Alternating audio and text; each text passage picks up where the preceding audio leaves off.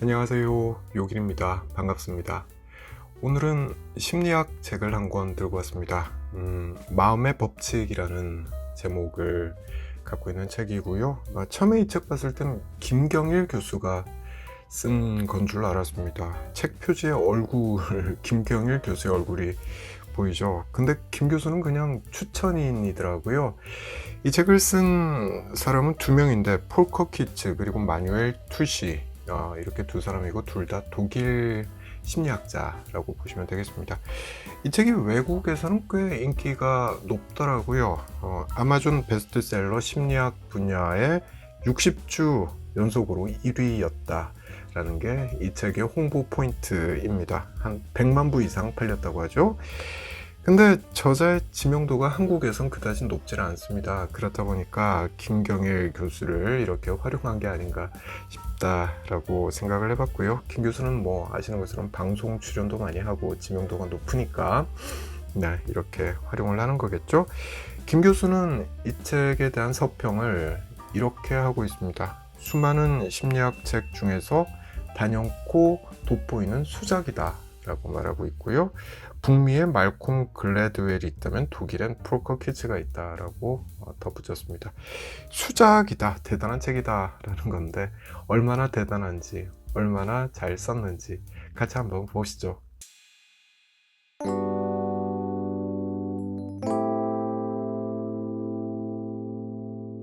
심리학 상담을 하다 보면 사람들의 고민거리가 고만고만하다는 걸 알게 된다라고 이야기하더라고요. 공통점이 있다는 거죠. 이 책은 사람들의 고민거리 51가지를 골라서 해결책을 제시하는 그런 포맷으로 쓰여졌습니다. 무척 실용적이에요. 예를 들자면 오래된 커플을 위한 권태기 극복법, 그리고 타인과 갈등에 빠지는 것을 피하는 방법, 창피한 상황을 재빨리 모면하는 방법, 이런 걸 알려주는 거예요. 그냥 말로만 하는 충고 이런 게 아니에요. 각종 실험 결과를 보여주면서 해결책을 제시하고 있습니다. 살면서 어떤 문제에 부딪혔을 때 심리학적인 사고를 하면 상당히 도움을 많이 받을 수 있다, 이런 이야기 하잖아요. 이 책을 보면 왜 그런지를 알 수가 있습니다. 자, 구체적인 사례를 하나 이야기해 보겠습니다.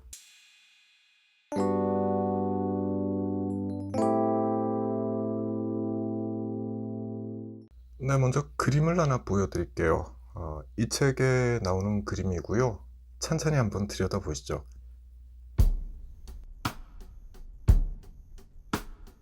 그냥 점들만 보이시나요? 아니면 뭔가 의미 있는 형상들, 그러니까 동물이나 나무 같은 게 보이시나요?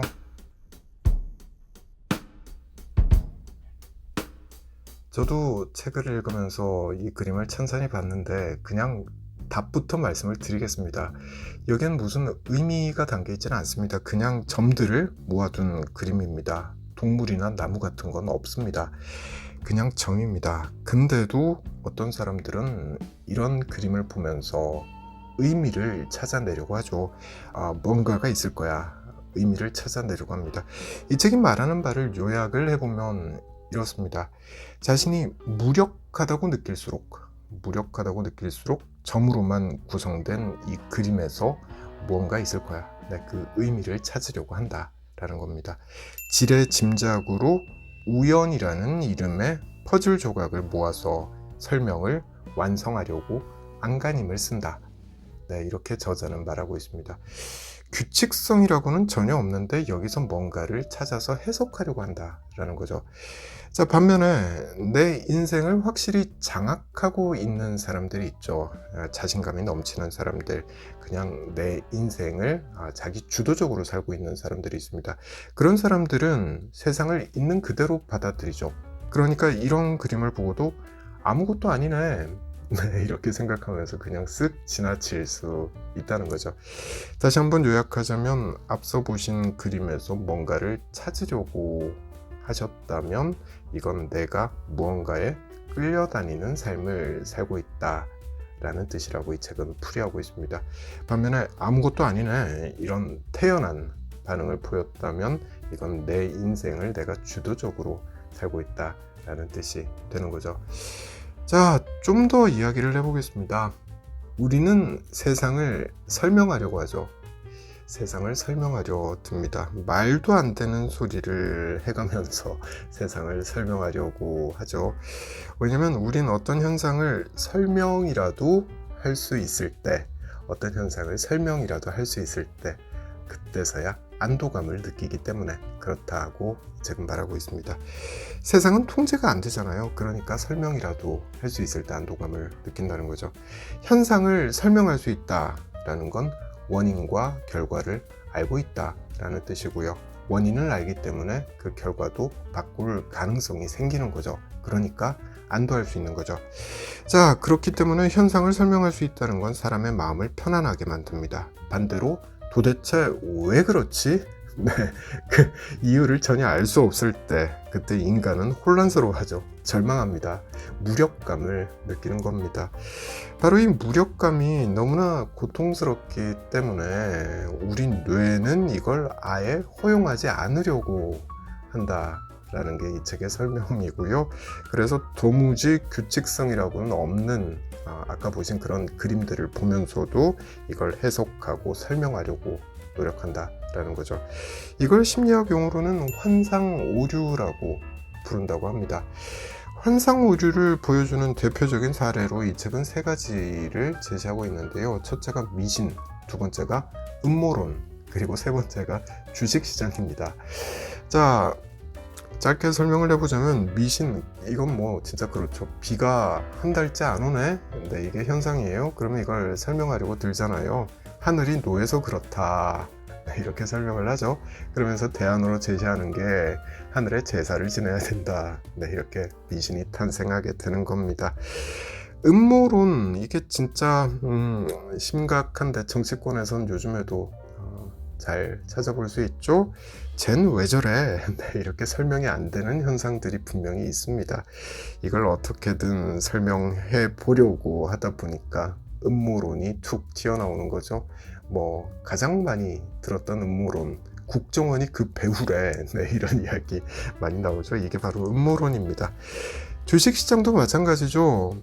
시장의 흐름, 이건 예측과 전망이 불가능한 영역입니다. 사실 그렇죠. 만약에 이게 예측 가능하다면 이미 수많은 사람들이 재벌이 되어 있을 겁니다. 주식시장에 투자를 해서 떼돈을 벌었겠죠. 근데 그게 불가능하죠. 그럼에도 사람들은 주식 시세 그래프를 보면서 전망이라는 것을 해보려고 노력을 합니다. 흐름을 읽어보려고 하는 거죠. 지나간 흐름이야 읽을 수 있겠지만 앞으로 다가올 현상을 예측하는 건 사실상 불가능한데도 이렇게 시도를 하는 거예요. 그래서 많이들 손해를 보고 계신 거죠. 자, 우리는 일상생활을 하면서 이런 다양한 환상 오류에 빠져듭니다. 아, 내가 환상 오류에 빠졌구나, 이런 자각조차 우린 하지 못하고 살고 있죠. 그래서 미신을 믿게 되고 음모론에 빠지고 주식시장에 투자를 하게 됩니다. 사실은 환상 오류라는 게 있다는 것도 우린 모르고 살고 있죠. 그래서 이런 책을 읽어보는 게 도움이 많이 되는 것 같습니다.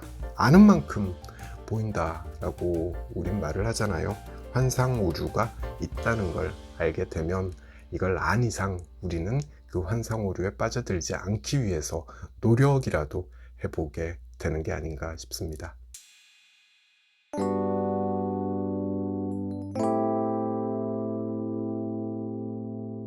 베스트셀러가 된 책들은 공통점이 있죠. 하나같이 쉽다라는 겁니다. 특히 이렇게 어떤 이론을 설명하는 책들은 쉽지 않으면 대중이 읽질 않죠. 베스트셀러가 될 수가 없습니다. 쉬워야 됩니다. 그게 첫 번째예요. 이 책이 그렇습니다. 무척 쉽습니다. 무척 쉽게 사람의 마음을 잘 설명하고 있죠. 이런 느낌을 받았습니다. 제가 갖고 있는 고민을 편지에 적어서 상담사에게 보냈어요. 그랬더니만 상담사가 무척 친절하게, 심지어는 손글씨로 답장을 저한테 보내온 그런 느낌을 받으면서 이 책을 읽었습니다. 무척 쉽습니다. 그리고 친절합니다. 설명이. 또 아는 만큼 보인다라고 말씀드렸는데요. 이 책을 보면 사람의 마음을 좀 더 폭넓게 그리고 깊이 있게 알게 된다 라는 그런 느낌 또한 갖게 됩니다. 이런 점에서 김경일 교수가 앞서 말씀드렸던 대로 이 책이 수작이다, 무척 훌륭한 책이다라고 평가를 했는데 김 교수의 그런 평가에 동의하게 되더라고요. 자, 오늘은 여기까지 하겠습니다. 저는 다음에 다른 책 들고 다시 찾아올게요.